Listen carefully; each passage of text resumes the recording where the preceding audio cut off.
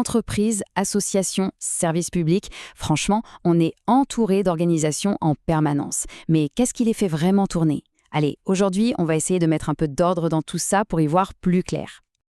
Bon, pour commencer, une petite devinette.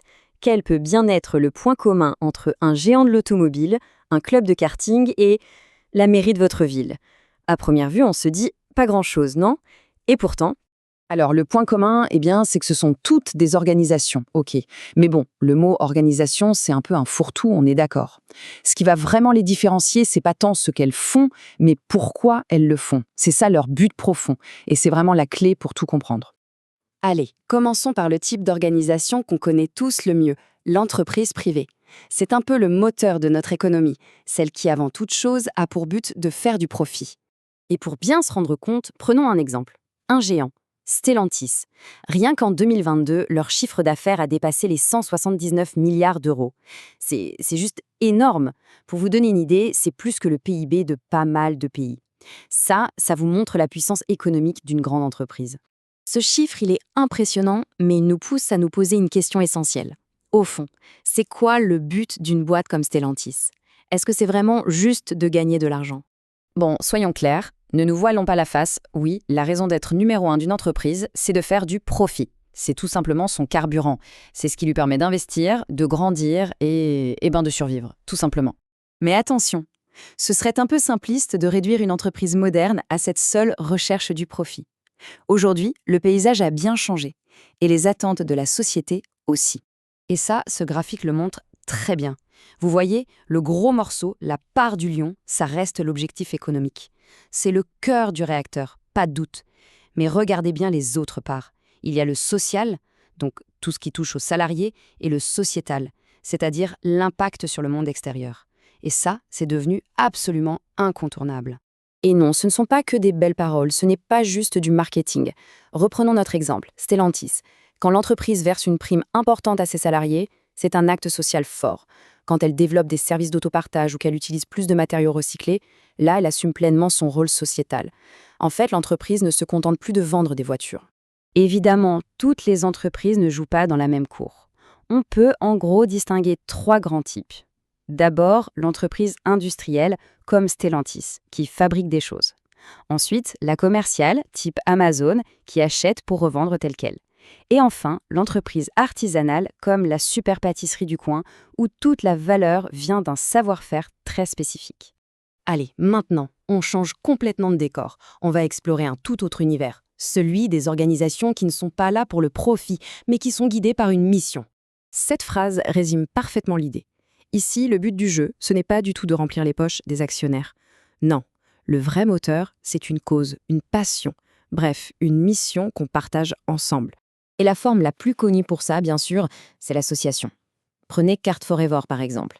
Ce club existe pour une seule et bonne raison. Permettre à des passionnés de faire du karting ensemble, de s'entraider, d'organiser des petites courses. Les premiers bénéficiaires, ce sont les membres eux-mêmes. D'ailleurs, le monde associatif est d'une richesse incroyable. Ça va des restos du cœur, qui ont un rôle humanitaire essentiel, à une troupe de théâtre qui nous fait voyager, ou encore à des associations qui défendent les intérêts de leurs membres. Chacune a sa propre mission, bien loin de la simple logique du profit. Et puis, entre les deux, il y a une voie intermédiaire qui est assez fascinante, c'est l'économie sociale et solidaire, ou l'ESS. C'est un peu un modèle hybride qui arrive à mélanger une vraie activité économique avec un objectif social très fort. Et attention, ce n'est pas du tout un petit truc anecdotique. L'ESS, ça représente quand même 14% de l'emploi salarié privé en France. C'est un vrai poids lourd de notre économie qui regroupe aussi bien des associations que des coopératives, des mutuelles ou des fondations. Ce qui rassemble toutes ces organisations, ce sont des principes vraiment forts. D'abord, le profit n'est pas le but ultime, il est surtout là pour être réinvesti. Ensuite, le pouvoir n'est pas concentré, il est partagé. C'est le fameux principe « une personne, une voix » qu'on trouve par exemple au Crédit Mutuel. Et surtout, ces organisations ont une vocation d'utilité sociale, elles sont ancrées dans leur territoire. Bon, il nous reste un troisième grand pilier à explorer dans notre écosystème. Je parle bien sûr des organisations publiques, celles qui sont là pour servir l'intérêt général. Leur raison d'être, au fond, elle est à la fois simple et très puissante. C'est de prendre en charge tout ce que le secteur privé ne peut pas faire ou ne veut pas faire. Pensez par exemple à l'éducation nationale, à la sécurité, à la justice. Tout ça, c'est financé par nos impôts pour servir l'ensemble des citoyens. Et cette organisation publique, on peut un peu la voir comme des poupées russes. Tout en haut, au centre, on a l'État et ses ministères qui fixent les grandes lignes. Et puis, plus on se rapproche du terrain, plus on descend d'échelle. Les régions, puis les départements, et enfin les communes, qui sont vraiment au contact direct de la vie des gens. Mais l'État, ce n'est pas juste un fournisseur de services publics, c'est aussi un arbitre. Et cette citation sur l'inspection du travail, elle est très parlante. Elle montre un pouvoir qui peut être immense, celui de contrôler et, si besoin, de sanctionner pour protéger les citoyens et, dans ce cas précis, les salariés. Voilà, on a exploré 3 mondes bien distincts. Maintenant, il est temps de rassembler un peu toutes les pièces du puzzle pour avoir une vision d'ensemble. En fait, si on résume, tout tient en 3 grandes logiques. D'un côté, on a le secteur privé, dont le carburant, c'est le profit. Au milieu, on a le secteur non lucratif, qui avance grâce à une mission. Et de l'autre, le secteur public, dont le seul but est de servir l'intérêt général. Ce sont 3 mondes, avec 3 logiques bien différentes, mais qui se côtoient et s'influencent en permanence. Alors, pour finir, une dernière petite question. Maintenant qu'on a cette grille de lecture, c'est assez fascinant d'observer le monde autour de soi.